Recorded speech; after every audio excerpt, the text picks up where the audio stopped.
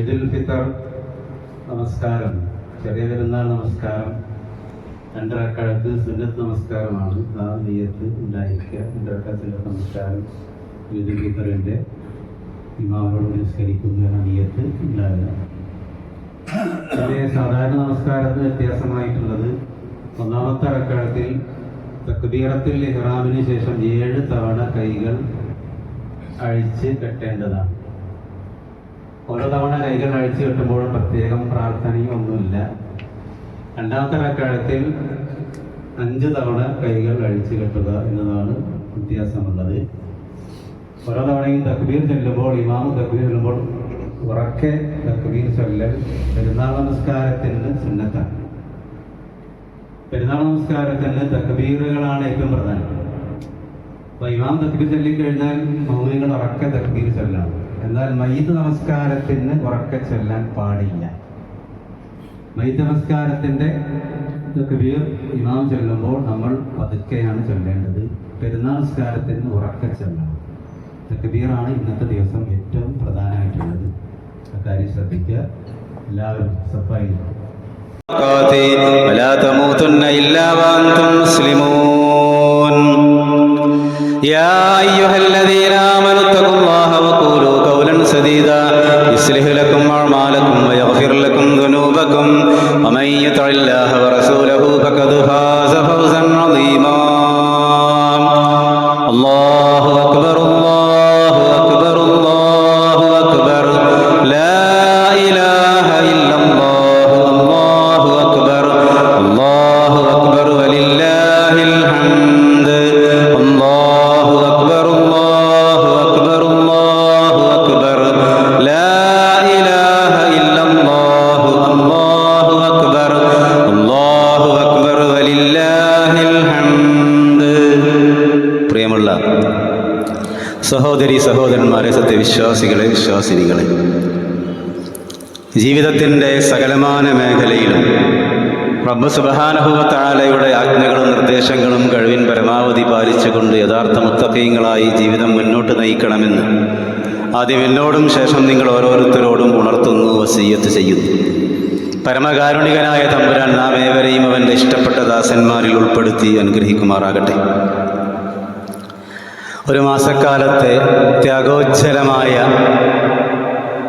റമദാൻ വ്രതത്തിന് പരിസമാപ്തി കുറിച്ചുകൊണ്ട് ഇന്നലെയും ഇന്നുമൊക്കെയായി ലോകത്തിൻ്റെ വിവിധ ഭാഗങ്ങളിൽ മുസ്ലിം സഹോദരങ്ങൾ ഈദുൽ ഫിത്തർ ആഘോഷിക്കുകയാണ്. റമദാൻ നൽകിയ ശാരീരികവും മാനസികവുമായ ആത്മീയവുമായ വിശുദ്ധിയോടുകൂടി തക്ബീറുകൾ മുഴക്കിക്കൊണ്ട് നാം ഇന്ന് ഈദ് ആഘോഷിക്കുകയാണ്. എന്തിനാണ് നാം തക്ബീറുകൾ മുഴക്കുന്നത്? വലി തുകബ്ബിറുല്ലാഹ അലാ മാ ഹദാക്കും വലഅല്ലക്കും തഷ്കുറൂൻ. നിങ്ങൾ അള്ളാഹുവിന് ധാരാളമായി തക്ബീറുകൾ മുഴക്കുക, അള്ളാഹുവിനെ നിങ്ങൾ വാഴ്ത്തുക, പുകഴ്ത്തുക, പ്രകീർത്തനം ചെയ്യുക, മഹത്വപ്പെടുത്തുക. തക്ബീർ എന്തിൻ്റെ പേരിൽ? അലാമാ ഹദാക്കും, നിങ്ങളെ അവൻ സന്മാർഗത്തിലാക്കി എന്നതിൻ്റെ പേരിൽ. അള്ളാഹുവിൻ്റെ ഏറ്റവും വലിയ അനുഗ്രഹമാണ് ഹിദായത്ത് എന്നത്. അള്ളാഹ് നമ്മെ ഹിദായത്തിലാക്കി എന്നതിൻ്റെ പേരിലാണ് ഈ തക്ബീറുകൾ മുഴക്കാൻ പറയുന്നത്.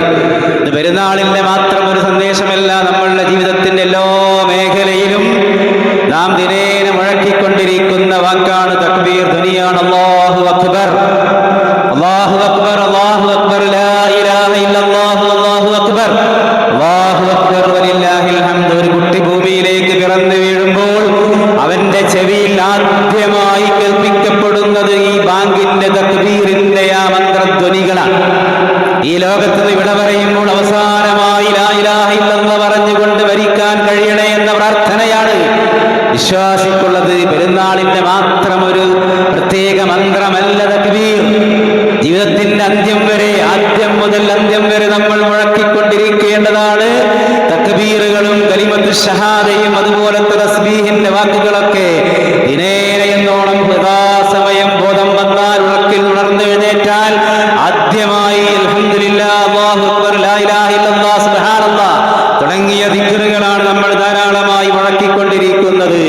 നാളെ പരലോകത്ത് അല്ലാഹുവിന്റെ മീസാനിൽ കനം തൂങ്ങുക ഇത്തരത്തിലുള്ള തസ്ബീഹുകളാണ്, സുബ്ഹാനല്ലാഹുകളാണ്, തക്ബീറുകളാണ്. റമദാനിന്റെ ശേഷമുള്ള പെരുന്നാളിൽ അതൊന്നുകൂടി നമ്മൾ ആവർത്തിച്ച് പറയുന്നു, കൂടുതൽ പറയും. ഇന്നലെ പെരുന്നാൾ മാസം കണ്ടത് മുതൽ ഇന്നത്തെ ഈ പെരുന്നാൾ നമസ്കാരം കഴിയുന്നത് വരെയും തക്ബീറുകളെ കൊണ്ട് അന്തരീക്ഷം മുഖരിതമാക്കണം എന്നതാണ്.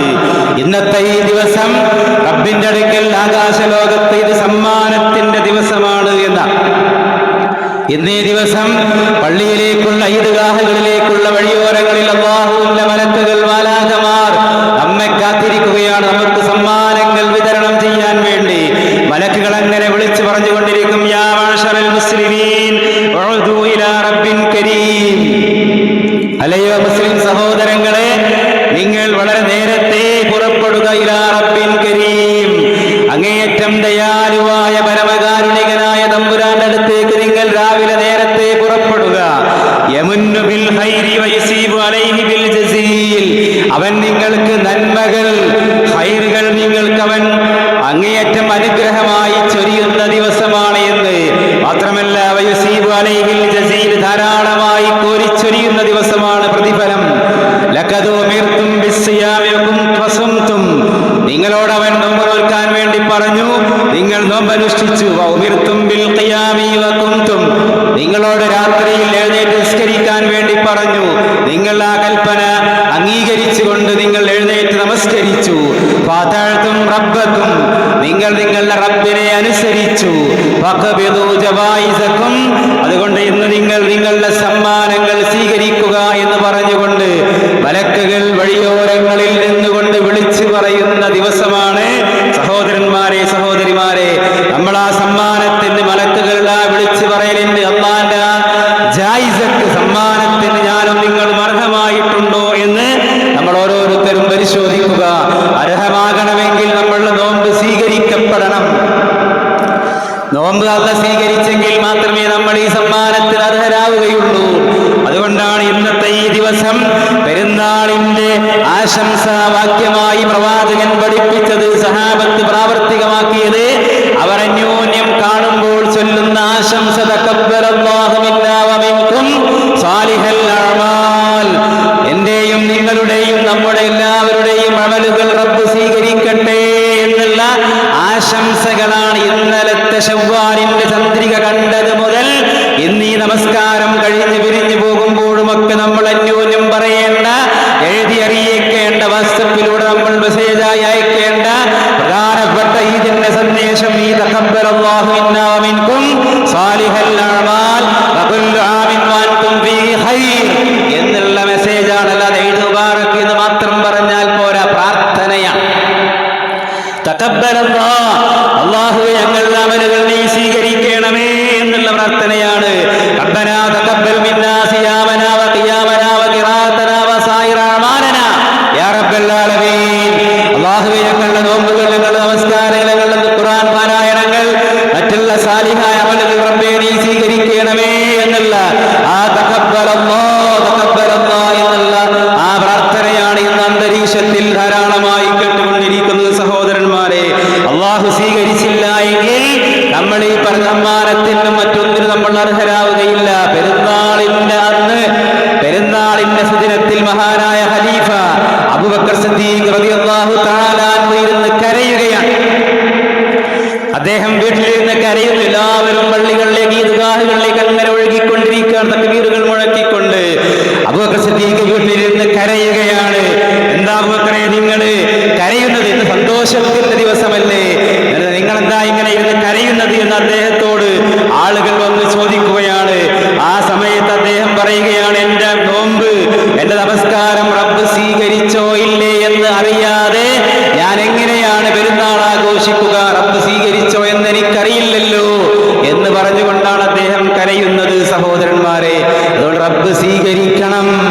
അതിലേറ്റവും പ്രധാനമായിട്ടുള്ള പെരുന്നാളിൽ ഒന്നാമതായി നമ്മൾ അറിയേണ്ട കാര്യം അതാണ്. റബ്ബ് നമ്മൾ അമലുകൾ സ്വീകരിക്കണം, സ്വീകരിക്കുമാറാകട്ടെ. ആമീൻ. വലിയ പെരുന്നാൾ, ചെറിയ പെരുന്നാൾ കേവലം ഒരു ആഘോഷമല്ല. സാധാരണ കാണുന്ന ആഘോഷങ്ങളുണ്ട് നമ്മുടെ നാട്ടിൽ. എല്ലാം ആഘോഷമാണ്, എല്ലാം ആഘോഷം. ഇത് നമുക്ക് ആഘോഷിക്കേണ്ടേ എന്നാണ് എല്ലാവരും പറയാറ്. അങ്ങത്തരത്തിലുള്ള ആഘോഷമല്ല പെരുന്നാൾ. ഈദ് എന്ന് പറയുന്നത് ഒരു ആരാധനയാണ്, ഇബാദത്താണ്. ഒരു മാസം കൊണ്ട് നമ്മൾ നേടിയെടുത്ത് ഇന്നത്തെ ഒരൊറ്റ ദിവസം കൊണ്ട് കളഞ്ഞു കുളിക്കരുതേ. നമ്മൾ എല്ലാറ്റിനേക്കാളും വലുതായി അല്ലാഹനെ കാണണം. അള്ളയാണ് എനിക്ക് ഏറ്റവും വലിയത്. അതാണ് തക്ബീർ. അല്ലാഹു അക്ബർ, അല്ലാഹു അക്ബർ എന്ന് പറഞ്ഞാൽ അല്ലാഹുവാണ് എനിക്ക് ഏറ്റവും വലിയത്. റബ്ബിന്റെ കൽപ്പനക്ക് മുമ്പിൽ എനിക്ക് മറ്റൊന്നും തന്നെ പ്രശ്നമല്ല. അള്ളാഹിന്റെ കൽപ്പന അനുസരിക്കുന്നതിന്റെ മുമ്പിൽ എനിക്ക് യാതൊന്നും പ്രശ്നമേ അല്ല എന്നുള്ള ആ പ്രഖ്യാപനമാണ് പെരുന്നാൾ ദിനത്തിൽ നമ്മൾ പറയുന്നത്. അള്ളാഹുവോടുള്ള അനുസരണം, അവന്റെ കൽപ്പനകൾ പ്രാവർത്തികമാക്കുക എന്നതാണ് ഇന്നത്തെ ദിവസത്തിൽ നമ്മൾ ഏറ്റവും പ്രധാനമായി ശ്രദ്ധിക്കേണ്ട ഒരു കാര്യം. നമ്മളുടെ ആഘോഷങ്ങൾ അതിര് കവിഞ്ഞാൽ 29 നോമ്പുകൾ വൃഥാവിലായി പോകും. വളരെ ശ്രദ്ധിക്കണം. ആഘോഷങ്ങൾ വേണ്ടെന്നല്ല, എല്ലാം പറ്റും. ഹറാമായ ഒന്നും കലരരുതേ എന്ന് പ്രത്യേകം ശ്രദ്ധിക്കുക. ഇന്നും ഇങ്ങനെ ഇബാദത്തെടുത്ത് പള്ളിയിൽ കുത്തിരിക്കണം എന്നല്ല. സന്തോഷമാണ്. സ്ത്രീകൾക്ക് രണ്ടേ ആഘോഷമേ ഉള്ളൂ. മഹാന്മാരായ ഉലമാക്കൾ പറഞ്ഞത്, പെരുന്നാളില്ല അന്ന് നിങ്ങൾ ഖബർ സിയാറത്തിന് പോലും പോകരുത്. ദുഃഖത്തിന്റെ നേരിയ ലാഞ്ചന നമുക്കുണ്ടാകരുത്. ആഘോഷിക്കേണ്ട, സന്തോഷിക്കേണ്ട ദിവസമാണ്. അകലും ശുർബിൻ, റസൂൽ പറഞ്ഞില്ലേ, തീറ്റയുടെയും കുടിയുടെയും ഒക്കെ ദിവസമാണ് 2 പെരുന്നാൾ ദിനങ്ങൾ.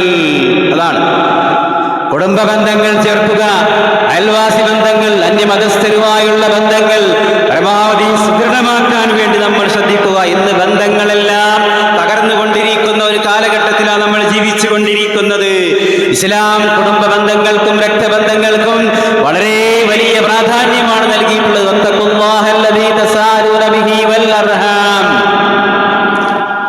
സൂറത്തുൻ നിസാഇന്റെ തുടക്കത്തിൽ അല്ലാഹു പറയാൻ, അല്ലാഹനെ സൂക്ഷിക്കണം എന്ന് പറഞ്ഞതിന്റെ കൂടെ അതേ ഗൗരവത്തിൽ അല്ലാഹു പറഞ്ഞതാണ് വല്ലർഹാം, കുടുംബ ബന്ധങ്ങളെയും നിങ്ങൾ സൂക്ഷിക്കണേ. അല്ലാഹുമായുള്ള ബന്ധത്തിന്റെ അതേ പ്രാധാന്യമാണ് കുടുംബ ബന്ധം, സ്നേഹബന്ധങ്ങൾ. ലാ തദ്ഖുലുൽ ജന്നത ഹത്താ തുഅ്മിനൂ വലാ തുഅ്മിനൂ ഹത്താ തഹാബ്ബൂ. നിങ്ങൾക്ക് ഒരിക്കലും തന്നെ സ്വർഗ്ഗത്തിൽ പ്രവേശിക്കാൻ സാധിക്കുകയില്ല. ലാ തദ്ഖുലുൽ ജന്ന, നിങ്ങൾക്ക് സ്വർഗ്ഗത്തിൽ പ്രവേശിക്കാൻ സാധിക്കുകയില്ല. ഹത്താ തുഅ്മിനൂ, നിങ്ങൾ വിശ്വാസികളാകുന്നിടത്തോളം കാലം. നിങ്ങൾ വിശ്വാസികളാകാതെ നിങ്ങൾക്ക് സ്വർഗ്ഗത്തിൽ പ്രവേശിക്കാൻ സാധിക്കുകയില്ല. വലാ തുഅ്മിനൂ ഹത്താ തഹാബ്ബൂ, നിങ്ങൾക്കൊരിക്കലും തന്നെ വിശ്വാസികളാകാൻ കഴിയുകയില്ല. നിങ്ങൾക്ക് ഈമാനുള്ള മുഅ്മിനീകളാകാൻ കഴിയില്ല. ഏതുവരെ? ഹത്താ തഹാബ്ബൂ, നിങ്ങൾ പരസ്പരം സ്നേഹിക്കാതെ അങ്ങേയറ്റം സ്നേഹവും കരുണയും ആർദ്രതയും ഇല്ലാതെ നിങ്ങൾക്ക് മുഅ്മിനാകാൻ കഴിയുകയേയില്ല. റസൂലാ പറയുന്നത്.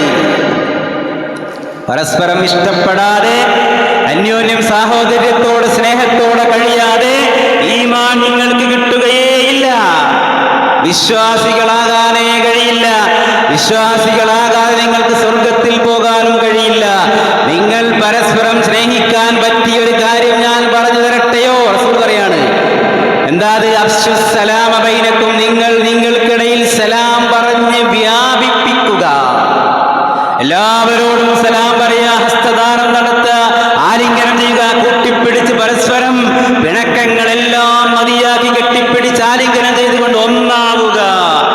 ഇന്ന് ലോകത്ത് നടക്കുന്ന എല്ലാ പ്രശ്നങ്ങളുടെയും പ്രധാനപ്പെട്ട മൂല കാരണം കുടുംബങ്ങളിലും വ്യക്തികളിലും സമൂഹങ്ങളിലും സംഘടനകളിലും എല്ലാം നടക്കുന്ന ഏറ്റവും അടിസ്ഥാനപരമായ കാരണം സ്നേഹബന്ധമില്ല, വിട്ടുവീഴ്ച ചെയ്യാൻ, പുറത്തു കൊടുക്കാൻ ആരും തയ്യാറില്ല എന്നതാണ്.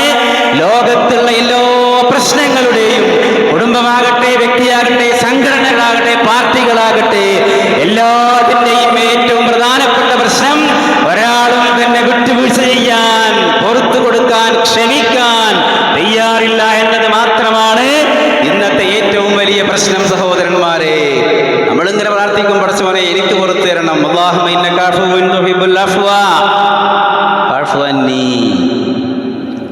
റമദാന്റെ അവസാനത്തിൽ ധാരാളമായി ചൊല്ലിയ ദിക്റാണ് നമ്മളത്. ചൊല്ലണം എന്നാണ്, അങ്ങനെ ചൊല്ലണം അല്ലേ? നമ്മൾ ചെയ്യാറുണ്ടോ? അഫുവിന് അല്ലാഹുവേ നീ അഫു ഇഷ്ടപ്പെടുന്നവനാണ്, മാപ്പ് ഇഷ്ടപ്പെടുന്നു, മാപ്പ് ചെയ്യുന്നു, എനിക്ക് മാപ്പ് തരണമേ. ഞാനത് ഇഷ്ടപ്പെടുന്നില്ല, ഞാൻ മാപ്പ് കൊടുക്കാൻ തയ്യാറില്ല, ഞാൻ പൊറുക്കാൻ തയ്യാറില്ല.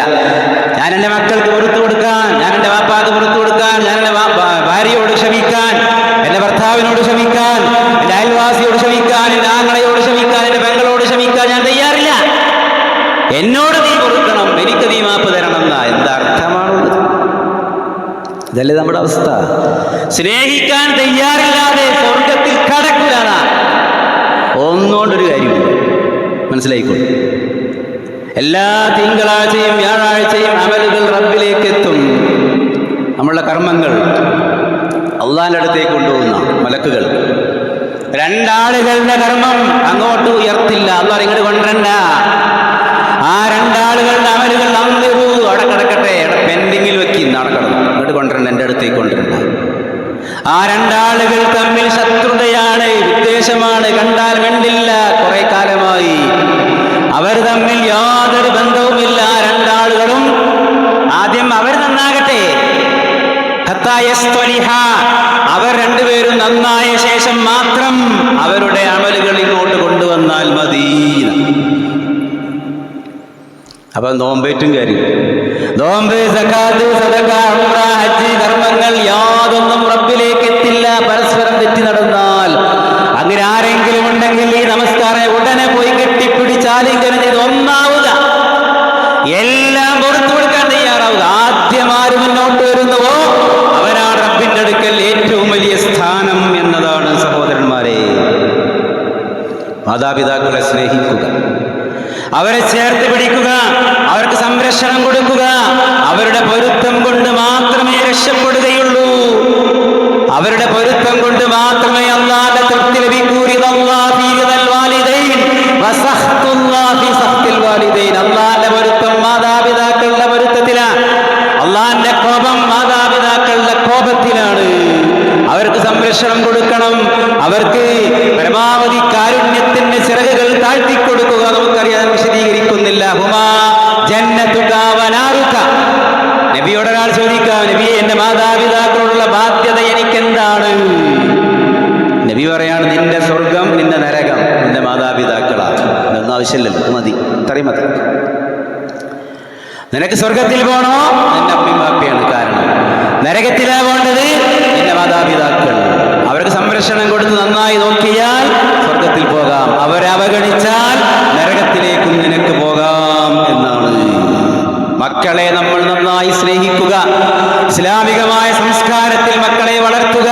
ചുറ്റുപാടുകൾ വളരെ മോശമായി കൊണ്ടിരിക്കുകയാണ് നമ്മുടെ നാട്ടിൽ. നമുക്കറിയാം, വളരെ മലീമസമായ, വികൃതമായ, മാരകമായ അവസ്ഥയിലേക്കാണ് കാര്യങ്ങൾ പോയിക്കൊണ്ടിരിക്കുന്നത്. ലഹരിയുടെ നീരാളിപ്പിടുത്തത്തിൽ ഞെരിഞ്ഞമർന്നുകൊണ്ടിരിക്കുകയാണ് നമ്മളുടെ യുവതലമുറ, ന്യൂജൻ കുട്ടികൾ വരെ. ചെറിയ മക്കൾ, 5 വയസ്സ് മുതൽ അങ്ങോട്ടുള്ള യുവാക്കളും പ്രായം ചെന്നവരെല്ലാവരും ലഹരിയുടെ ആ പിടുത്തത്തിൽ ലഹരി കാർന്നുകൊണ്ടിരിക്കുകയാണ് നമ്മുടെ സമൂഹത്തെ, മുസ്ലിം സമുദായത്തിലെ യുവാക്കൾ. ഒരുപാട് ആളുകൾ, ഭൂരിഭാഗം എന്ന അവസ്ഥയിലേക്കാണ് നീങ്ങിക്കൊണ്ടിരിക്കുന്നത്. അങ്ങേയറ്റത്തെ ലഹരിയുടെ മാരകമായ ആ പിടുത്തത്തിൽ കടന്ന് നശിച്ചുകൊണ്ടിരിക്കുകയാണ്. മക്കളെ നമ്മൾ ചേർത്ത് നിർത്തുക, ഇസ്ലാമികമായ സംസ്കാരങ്ങളിൽ നമ്മൾ വളർത്തുക. ഇന്ന് മീഡിയകളിൽ എല്ലാം പ്രധാനപ്പെട്ട ചർച്ച നടക്കുന്നത് ഈ ലഹരിയുടെ നിർമ്മാർജ്ജനം എങ്ങനെയെന്നതിനെ കുറിച്ചുള്ള ചർച്ചകളാണ് നടന്നുകൊണ്ടിരിക്കുന്നത്. ഇസ്ലാമിന്റെ അധ്യാപനമാണ് അതിൽ ഏറ്റവും മുഖ്യമായി നമ്മൾ മനസ്സിലാക്കേണ്ടത്.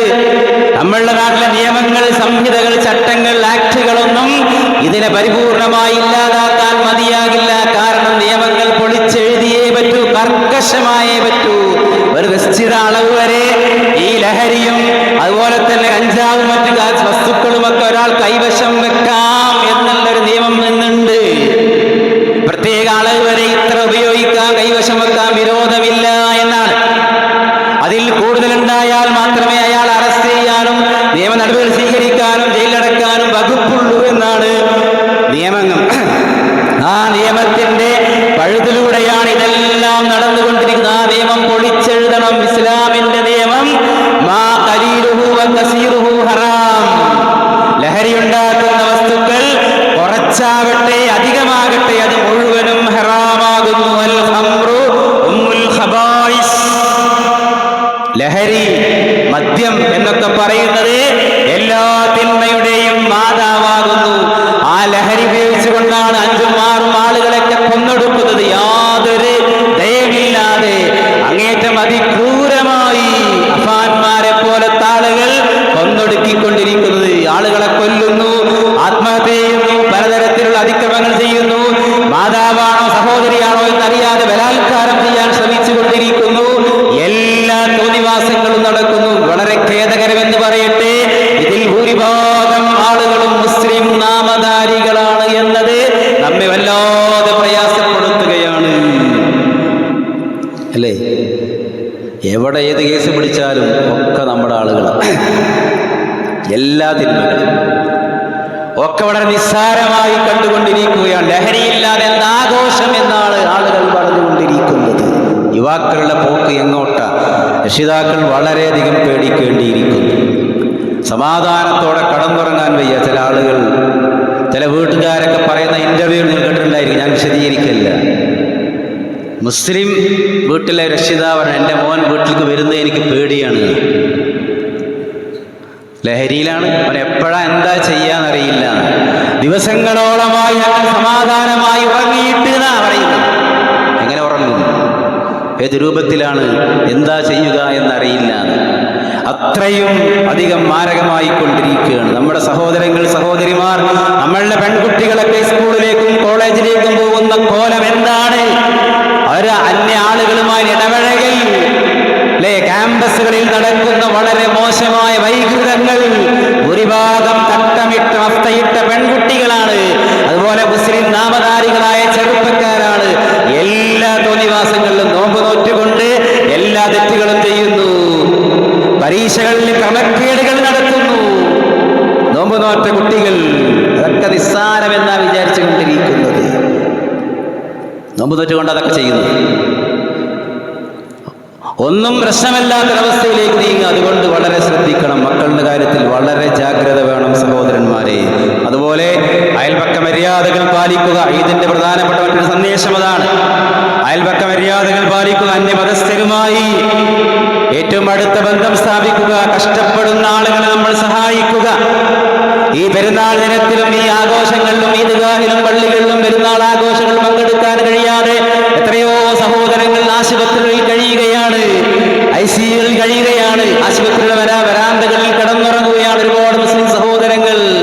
അവരെ നമ്മൾ പോയി കാണുക, അവർക്ക് വേണ്ട സഹായങ്ങൾ ചെയ്തു കൊടുക്കുക, അവർക്ക് വേണ്ടി പ്രാർത്ഥിക്കുക. സഹോദരങ്ങളെ, മുസ്ലിം സമുദായത്തെ മൊത്തത്തിൽ അങ്ങേയറ്റം മോശമായി ചിത്രീകരിക്കുന്നതിന് വേണ്ടിയുള്ള വളരെ പ്രചണ്ഡമായ വേലകൾ നടന്നുകൊണ്ടിരിക്കുകയാണ്. മുസ്ലിങ്ങളെ മൊത്തത്തിൽ തീവ്രവാദികളാക്കാൻ വേണ്ടിയാണ് മീഡിയകൾ, പാശ്ചാത്യ മീഡിയകൾ ശ്രമിച്ചു കൊണ്ടിരിക്കുന്നത്. അതിനെതിരെ നമ്മൾ യഥാർത്ഥ മുസ്ലിങ്ങളായി ജീവിച്ച് കാണിച്ചു കൊടുക്കുക. ഇസ്ലാം വിരോധികളുടെ സ്വാസ്ഥ്യം കൊടുക്കുന്നത് ഇസ്ലാമിന്റെ ആദർശമാണ്, മുസ്ലിങ്ങളുടെ സംസ്കാരമാണ്. മുസ്ലിങ്ങൾ യഥാർത്ഥ മുസ്ലിങ്ങളായി ഇസ്ലാമിന്റെ വേഷവിധാനങ്ങളും അതുപോലത്തെ കൽപ്പനകളും പാലിച്ചുകൊണ്ട് യഥാർത്ഥ മുസ്ലിങ്ങളായി ജീവിക്കുന്നതാണ് ഇസ്ലാം വിരോധികളെ ചൊടിപ്പിക്കുന്നത്. അതിനെതിരെയായി കൊണ്ട് അവർ ഇസ്ലാമിനെ വളരെ മോശമായി സ്ത്രീ വിരുദ്ധമാണ് എന്നും തീവ്രവാദമാണ് എന്നും പ്രചരിപ്പിച്ചുകൊണ്ട് മുസ്ലിങ്ങളുടെ വീര്യം കെടുത്താൻ വേണ്ടി പരിശ്രമിച്ചു കൊണ്ടിരിക്കുക.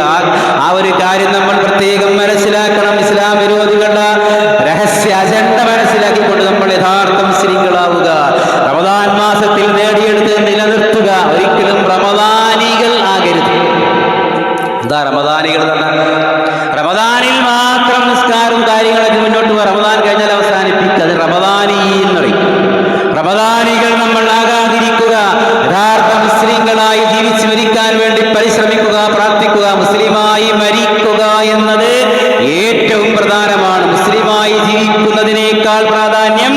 മുസ്ലിമായി മരിക്കുക എന്നതാണ്.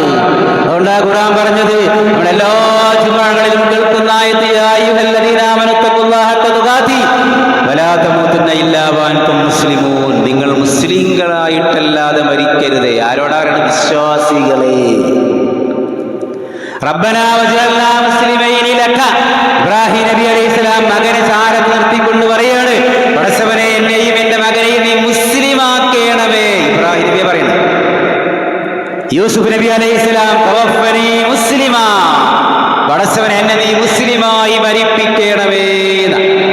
അവസാനത്തിൽ ഈമാൻ നഷ്ടപ്പെടാൻ സാധ്യതയുണ്ട്. പ്രവാചകൻ പറഞ്ഞില്ലേ, അന്ത്യനാളിന്റെ അടയാളമായി രാവിലെ മുഅ്മിനായവൻ വൈകുന്നേരം കാഫിറായി മരിച്ചു പോകുന്നു. വൈകുന്നേരം കാഫിറായവൻ രാവിലെ മുഅ്മിനാകാൻ സാധ്യതയുണ്ട്. രണ്ടും സംഭവിക്കും, ശ്രദ്ധിക്കണം. യാ മുഖല്ലിബൽ ഖുലൂബ് സബ്ബിത് ഖൽബി അലാ ദീനിക. റസൂലിന്റെ പ്രാർത്ഥന. ഹൃദയങ്ങളെ മാറ്റിമറിക്കുന്ന നാഥാ, നീ എൻ്റെ ഹൃദയത്തെ ദീനിൽ ഉറപ്പിച്ചു നിർത്തണമേ. ഖൈബർ യുദ്ധം കഴിഞ്ഞ് മുസ്ലിങ്ങൾ ഗനീമത്തെല്ലാം ശേഖരിച്ച് തിരിച്ചു പോകുമ്പോൾ വഴിയിലൊരു താഴ്വരയിൽ വിശ്രമിക്കാൻ വേണ്ടിയിരുന്നു. ആ യുദ്ധത്തിൽ പങ്കെടുത്ത സഹാബത്തിന്റെ കൂടെയുണ്ടായിരുന്ന ഒരു അടിമയായിട്ടുള്ളൊരു മനുഷ്യൻ, അയാളുടെ നേർക്കൊരു അമ്പ് തറച്ചു. അയാളുടെ കഴുത്തിൽ അമ്പ് തറച്ചു. അയാൾ പെട്ടെന്ന് അവിടെ വെച്ച് മരിച്ചു. ഒരു ശത്രു ഒളിഞ്ഞിരുന്ന് എയ്ത് വിട്ടതാ. ആരെ ലക്ഷ്യം വെച്ച് വിട്ടതാ അറിയില്ല. കൊണ്ടത് ഈ അടിമക്കാർ. ആ താഴ്വരയിൽ വെച്ച് അയാൾ മരിച്ചു. ഉടനെ എല്ലാവരും ഓടി വന്നു. അയാൾ മരണപ്പെട്ടു. എല്ലാവരും വന്നു, ഫുലാനുൻ ഷഹീദ്, ഫുലാനുൻ ഷഹീദ്. അയാൾ ഇതാ രക്തസാക്ഷിയാണ്, അയാൾ ഷഹീദായി, ഷഹീദായി. അത് യുദ്ധം കഴിഞ്ഞ് വരുമ്പോൾ ശത്രുവിന്റെ അമ്പേറ്റ് മരിച്ചതല്ലേ, അയാൾ ഷഹീദാണ് എന്ന് പറഞ്ഞു. ഉടനെ പ്രവാചകൻ പറഞ്ഞു, ഹുവ ഫിന്നാർ, അയാൾ നരകത്തിലാണ്, അയാൾ നരകത്തിലാണ്. ഉമറേ, നീ എല്ലാവരോടും പറയാ, സ്വർഗത്തിൽ സത്യവിശ്വാസികൾ മാത്രമേ പോകൂ എന്ന് വിളിച്ചു പറയൂ. ഉമർ എഴുന്നേറ്റ് പറഞ്ഞു, വലാ അറിയണം, ലാ തദ്ഖുലുൽ ജന്ന ഇല്ലൽ മുഅ്മിനൂൻ, സ്വർഗത്തിൽ സത്യവിശ്വാസികളല്ലാതെ പോകില്ല കേട്ടോ എന്ന് ഉറക്കെ വിളിച്ചു പറഞ്ഞു. എന്താ നബിയെ പ്രശ്നം? പ്രവാചകൻ പറഞ്ഞു, അയാൾ ഗനീമത്ത് സ്വത്തിൽ നിന്ന് ഒരു പുതപ്പ് അയാൾ കട്ടെടുത്തു, ആരും അറിയാതെ അടിച്ചു മാറ്റി. ഗനീമത്ത് വാരി കൂട്ടിയപ്പോൾ ശത്രുക്കൾ ഇട്ടേച്ച് പോയ ഭക്ഷണം, വസ്ത്രം, യുദ്ധ ആയുധങ്ങളൊക്കെ കിട്ടി, വസ്ത്രം കിട്ടി, പുതപ്പൊക്കെ കിട്ടിയിരുന്നു. ഒരു പുതപ്പ് ഇയാൾ ആരും അറിയാതെ ഇയാളെ നെഞ്ചി കിട്ടി. നരകം.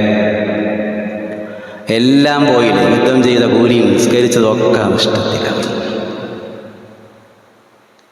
നല്ല ശ്രദ്ധിക്കണം. മുസ്ലിമായി ജീവിക്കുന്നതിനേക്കാളും മുസ്ലിമായി മരിക്കലും വളരെ പ്രധാനമാണ്. ഒരു പുതപ്പോണ്ടാ നരകത്ത് പോകുന്നത്. ഉടനെ ഒരു സഹാബി ഓടി വരികയാണ്, നബിയേ, ഇതാ ഇത് ഖൈബറിന്ന് കിട്ടിയതാണ്, 2 ചെരുപ്പിന്റെ വാർ. ഇത് ഖൈബറിൽ നിന്ന് ഗനീമത്ത് ശേഖരിച്ചപ്പോൾ കിട്ടിയതാണ്, ഇതെന്താ ഞാൻ ചെയ്യേണ്ടത് പേടിച്ചിട്ട്. നബി അങ്ങനെ വാങ്ങി. ശിറാഖും മിനൻ നാർ, നരകത്തിന്റെ ചെരുപ്പിന്റെ വാറാണിത്, തീ കൊണ്ടുള്ള ചെരുപ്പിന്റെ വാർ എന്ന് പറഞ്ഞു. അയാളത് ദൂരേക്ക് വലിച്ചെറിഞ്ഞു. ആ മനുഷ്യൻ, ഒരു ചെരുപ്പിന്റെ വാർ മതി നരകത്ത് പോകാൻ. അന്യായമായി, അനർഹമായി, നമുക്ക് പറ്റാത്തത് ഒരാളുടെ മുതല്, ഒരു നയാ പൈസ നമ്മളുടെ സ്വത്തിൽ കലർന്നുകൂടിയാൽ, നമ്മളുടെ ബിസിനസ്സിൽ, നമ്മുടെ ഇടപാടിൽ നമുക്ക് അർഹമല്ലാത്ത എന്തെങ്കിലും ഒന്ന് കടന്നുകൂടിയാൽ മതി സഹോദരന്മാരെ. നമ്മളുടെ നോമ്പ് കൊണ്ട് കാര്യമില്ല, സക്കാത്ത് കൊണ്ട്, സദഖ കൊണ്ട്, ഉംറ കൊണ്ട്, ഹജ്ജ് കൊണ്ട്, ഖുർആൻ പാരായണം കൊണ്ട് ഒരു രക്ഷയുമില്ല. ഒരാളെയും പറ്റിക്കാൻ പാടില്ല, ഒരാളുടെ അന്യായമായ ഒരു മുതലും എടുക്കാൻ പാടില്ല. നല്ല ശ്രദ്ധിക്കണം, വളരെ ശ്രദ്ധിക്കണം. പല ആളുകളും ലാഘവത്തോടെ പറയും, അതൊക്കെ ഞാൻ അടിച്ചു മാറ്റിയത്, നിസ്സാരമായിട്ട്. നരകാണ് വാങ്ങുന്നത്, നരകമാണ് വാങ്ങുന്നത്. സഹാബികൾ നേരം വെളുത്താൽ സുബഹിസ്കാരം കഴിഞ്ഞാൽ ഈത്തപ്പഴത്തോട്ടത്തിലേക്ക് ഓടുകയാണ്. എന്തിന്? അപ്പുറത്തെ വളപ്പിൽ ആളുടെ ഈത്തപ്പഴം എന്റെ തോട്ടത്തിൽ വീണിട്ടുണ്ടോ, ഉണ്ടെങ്കിൽ അത് പെറുക്കിയെടുത്ത് അങ്ങോട്ട് എറിയാൻ. കാരണം എന്റെ കുട്ടികൾ അറിയാതെ എടുത്ത് കഴിച്ചാലോ എന്ന് വിചാരിച്ചുകൊണ്ട് അവർ ഓടിപ്പോകുമായിരുന്നു എന്നാണ്. അതുകൊണ്ട് സഹോദരന്മാരെ, സഹോദരിമാരെ, ഞാൻ അവസാനിപ്പിക്കുന്നു. നമ്മൾ ശ്രദ്ധിക്കുക. ഈമാൻ കിട്ടണമെങ്കിൽ നല്ല കഷ്ടപ്പെടണം. വെറുതെ ഒന്നും ഈമാൻ കിട്ടുകയില്ല. അതോടൊപ്പം തന്നെ ഖുർആൻ പാരായണം നിലനിർത്തുക. റമദാൻ 2 കാര്യമാണ് റമദാനിൽ ഹൈലൈറ്റ് ചെയ്യുന്നത്. ഒന്ന് തഖ്വ, മറ്റൊന്ന് ഖുർആൻ. ഖുർആനുമായുള്ള ബന്ധം വിടരുത്. ഖുർആനുമായുള്ള ബന്ധം അല്ലാഹുവുമായുള്ള ബന്ധമാണ്. അത് മുറുകെ പിടിക്കുക. വഅ്തസിമൂ ബിഹബിലില്ലാ, അള്ളാഹിന്റെ ഭാഷത്തെ നിങ്ങൾ മുറുകെ പിടിക്കുക എന്നാണ് ഖുർആൻ പറയുന്നത്. അള്ളാഹിന്റെ ഭാഷ ഏതാ? അത് ഖുർആനാണ്. അത് മുറുകെ പിടിച്ചുകൊണ്ട് പരസ്പരം സ്നേഹത്തോടെ ഐക്യത്തോടെ മുന്നോട്ട് പോകുക. റബ്ബ് സുബ്ഹാനഹു വ തആല നാം ഏവരെയും അവന്റെ ഇഷ്ടപ്പെട്ട ദാസന്മാരിൽ ഉൾപ്പെടുത്തി അനുഗ്രഹിക്കുമാറാകട്ടെ.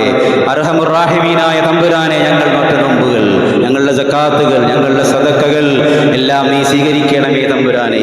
ഞങ്ങളുടെ നോമ്പിൽ വന്നു പോയിട്ടുള്ള അബദ്ധങ്ങൾ, തെറ്റുകുറ്റങ്ങൾ എല്ലാം പുറത്ത് മാപ്പാക്കി തരികയും നോമ്പിന്റെ മുഴുവനായ പ്രതിഫലം നൽകി ഞങ്ങളെ നീ അനുഗ്രഹിക്കണമേ നാഥ. ഹലാലായ സമ്പാദ്യത്തിലൂടെ ഞങ്ങൾക്ക് നീ വർധനവ് പ്രദാനം ചെയ്യണമേ.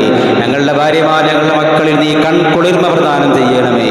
നാടിനും ദീനിനും ഉപകാരപ്പെടുന്ന, നാളെ പരലോകത്തിന് ഉപകാരപ്പെടുന്ന സ്വാലിഹായ സന്താനങ്ങളെ നീ ഞങ്ങൾക്ക് പ്രദാനം ചെയ്യണമേ നാഥ. ദീനിന്റെ അധ്യാപനങ്ങൾ യഥാവിധി മനസ്സിലാക്കി ജീവിതത്തിൽ പകർത്താനുള്ള തൗഫീഖ് ഞങ്ങൾക്ക് നൽകണമേ തമ്പുരാനെ. ഞങ്ങളെ നീ മാതാപിതാക്കളെ സ്നേഹിക്കുന്ന മക്കളാക്കി ഞങ്ങളെ നീ വളർത്തണമേ. മാതാപിതാക്കളെ സ്നേഹിച്ചുകൊണ്ട് സ്വർഗം നേടുന്ന മഹാഭാഗ്യവാന്മാരിൽ നീ ഞങ്ങളെല്ലാവരെയും ഉൾപ്പെടുത്തി അനുഗ്രഹിക്കുമാറാകണം തമ്പുരാനെ. ഖുർആൻ കൊണ്ട് നീ ഞങ്ങളെ അനുഗ്രഹിക്കണമേ. നാളെ പരലോകത്ത് ഖുർആൻ ശുപാർശ പറയുന്ന ആ മഹാഭാഗ്യവാന്മാരിൽ നീ ഞങ്ങളെ ഉൾപ്പെടുത്തണമേ. അല്ലാഹുവേ, നരകത്തെ തൊട്ട് നീ ഞങ്ങളെ കാക്കണമേ. സ്വർഗത്തിൽ ജന്നാത്തുൽ ഫിർദൗസ് ഞങ്ങൾ നൽകണമേ. നോമ്പുകാർ പ്രവേശിക്കുന്ന റയ്യാൻ എന്ന കവാടത്തിലൂടെ സ്വർഗത്തിലെ ഉന്നതമായ സ്ഥാനത്ത് പ്രവേശിക്കാനുള്ള മഹാഭാഗ്യം നീ ഞങ്ങൾക്ക് എല്ലാവർക്കും നൽകി അനുഗ്രഹിക്കണമേ തമ്പുരാനെ. മുസ്ലിം ഉമ്മത്തിനെ നീ ശക്തിപ്പെടുത്തണമേ. മുസ്ലിങ്ങൾക്ക് നീ ഐക്യവും സ്നേഹവും കരുണയും റബ്ബേ നീ പ്രദാനം ചെയ്യണമേ. തൗഹീദിൽ അടിയുറച്ചു നിന്നുകൊണ്ട് നിന്റെ ദീനിന്റെ മാർഗത്തിൽ അവസാനം വരെ പോരാടാനുള്ള തൗഫീഖ് നീ ഞങ്ങൾക്ക് പ്രദാനം ചെയ്യണമേ. ലോകത്തിന്റെ വിവിധ ഭാഗങ്ങളിൽ കഷ്ടപ്പെടുന്ന ഒരുപാട് മുസ്ലിങ്ങളുണ്ട്, ഞങ്ങളുടെ സഹോദരങ്ങളുണ്ട്. വിശിഷ്യ ഫലസ്തീനിലുള്ള ഞങ്ങളുടെ സഹോദരങ്ങൾക്ക്, കുഞ്ഞുമക്കൾക്ക് നീ ആത്മവീര്യം നൽകണമേ. അവരുടെ പ്രവർത്തനങ്ങൾ സ്വീകരിക്കണമേ. അവരിലെ ഷഹീദുമാരെ നീ സ്വീകരിക്കണമേ. രക്തസാക്ഷികളുടെ പട്ടികയിൽ നീ ഉൾപ്പെടുത്തണമേ തമ്പുരാനെ. മസ്ജിദുൽ അഖ്സക്ക് നീ മോചനം നൽകണമേ. ഇസ്ലാമിന്റെ ശത്രുക്കളെ നീ പരാജയപ്പെടുത്തണമേ. ശത്രുക്കളുടെ കുതന്ത്രങ്ങളെ നീ പരാജയപ്പെടുത്തണമേ. മുസ്ലിങ്ങൾക്ക് നീ ലോകാടിസ്ഥാന എല്ലാ ഭാഗങ്ങളിലും മുസ്ലിം സമുദായത്തിന് നീ ഇസ്സത്ത് പ്രദാനം ചെയ്യണമേ. ഈമാനികമായ ശക്തി നീ ഞങ്ങൾക്ക് നൽകണമേ നാഥ. اللهم اعز الاسلام والمسلمين واذل الشرك والمشركين. اللهم اعز الاسلام والمسلمين واذل الشرك والمشركين. اللهم اجرنا من النار. اللهم اجرنا من النار. اللهم اجرنا من النار. ربنا تقبل منا دعاءنا وصيامنا وقيامنا. ربنا اغفر لنا وارحم والدينا. ربنا ارحمهم كما ربونا صغارا. ربنا هب لنا من ازواجنا وذرياتنا قرة اعين واجعلنا للمتقين اماما. ربنا آتنا في الدنيا حسنة وفي الآخرة حسنة وقنا عذاب النار. آمين برحمتك يا أرحم الراحمين. وسلام على المرسلين والحمد لله رب العالمين. الله أكبر الله أكبر الله أكبر.